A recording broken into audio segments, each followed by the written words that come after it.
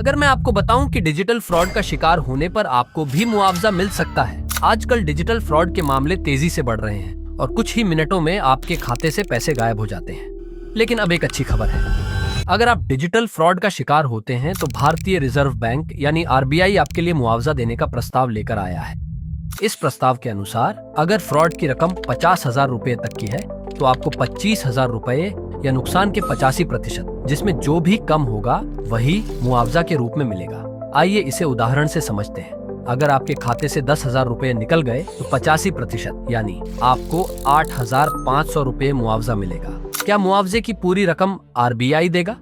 जी नहीं, आरबीआई देगा 70% रकम और बाकी 30% रकम बैंक और ग्राहक मिलकर देंगे। पर ध्यान रहे, ये लाभ जीवन में केवल एक बार ही मिलेगा और अगर आपने ओटीपी साझा किया भी हो तब भी मुआवजा मिल सकता है। बस ये जरूरी है कि फ्रॉड अनजाने में हुआ हो। अब सवाल ये है कि आरबीआई ये पैसे कहां से देगा? आरबीआई के पास एक खास फंड है जिसका नाम है deposit education and awareness fund.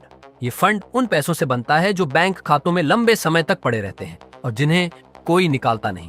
इन पैसों पर जो ब्याज और अधिशेष जमा होता है उससे आरबीआई ग्राहकों को मुआवजा देने, जागरूकता फैलाने और वित्तीय शिक्षा के लिए खर्च करता है। मतलब सरकार का अतिरिक्त पैसा खर्च नहीं होगा। ये सभी पैसे पहले से जमा फंड से ही दिए जाएंगे। डिजिटल फ्रॉड के छोटे मामलों में अब ग्राहक को सुरक्षा और मुआवजे का अधिकार मिलेगा। लेकिन याद रखें, आरबीआई ने फिलहाल सिर्फ मुआवजा देने का प्रस्ताव दिया है, इसे अभी लागू नहीं किया गया है।